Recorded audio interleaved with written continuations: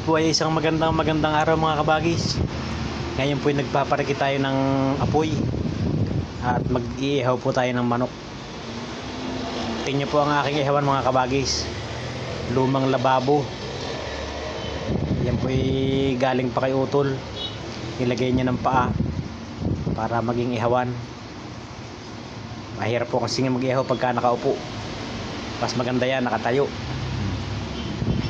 Medyo lumilingas na po ang apoy mga kabagis. At ito na po yung ating pang-ihaw. Yan na, nilagay na natin lahat. Yan po ay pitso ng manok at saka hita.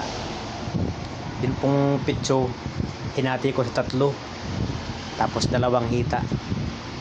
Ito po yung manok na kasamahan niya, no? Nasa 4 na kilo ng isa mga kabagis. Ang patok ako po sa kanila ito. Yan o, yan. Sapal lang taho. Yung mga natitirang beans na hindi nadurog, pagka po nagagawa ng taho, yan yung matitira.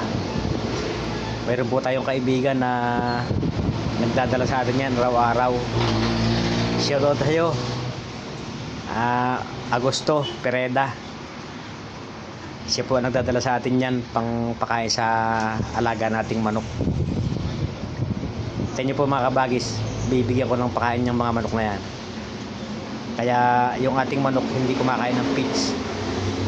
Eh po, ang lalaki na. Agaw-agawan sila dun sa sapal ng taho. Kaya yung pong ating manok lumalaki ng walang gastos na. Wala na tayong binibiling feeds. Ayan, nataluto na po yung ating inihaw.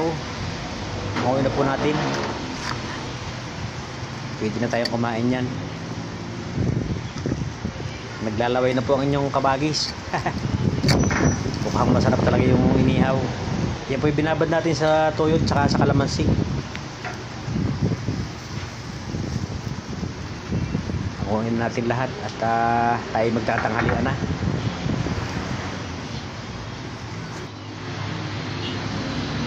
Ayun mga kabagis, luto na po yung ating inihaw. Tayo po ay kumain na. Meron po tayong sausawan, kalamansi at saka toyo. Bagaman po yung ating inihaw ay binabad na natin sa kalamansi, sausawan natin kalamansi pa rin. Tikman natin mga kabagis.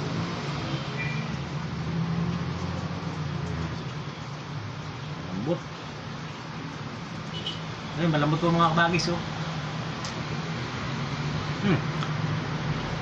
Daig po ang lasa ng mga inasal. Talo ang mga inasal mga kabagis.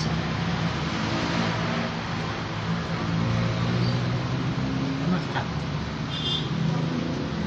Ayaw mo na diet oh. Tingin na nga, patingin.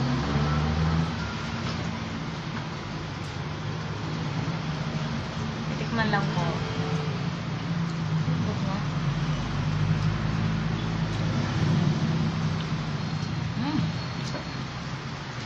Tama, talo ang inasal. Ito po mga kabagis yung paitlog yung sana natin. Yung problema, hindi na siya mangingitlog kasi hindi na laying mas yung ating pinakakain. Kasi mahal. Gagawin na natin siyang inihaw. Sarap mga kabagis.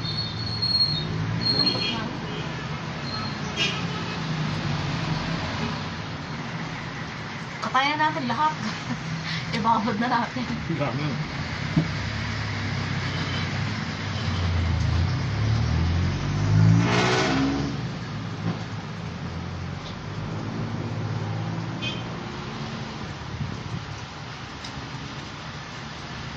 Kain po kayo mga kabagis. Oh. Isang buong hita.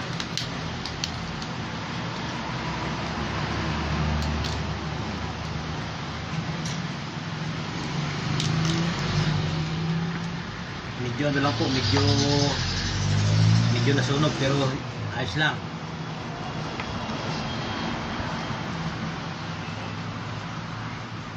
Sausaw natin sa sausawan. Hindi ko na po nilagyan ng sili. Kasi may itong panahon. Duwag ka lang sa maanghang.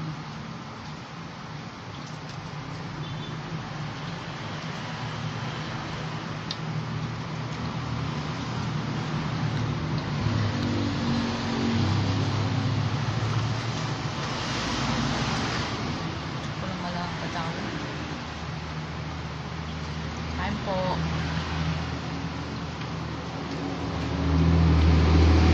Pwede po isaw-saw sa mga tumas mga kabagis. Pero tayo, hindi na tayo bumili ng mga tumas. Tuyot ka lang sila lang atin sa usawan. Suabe.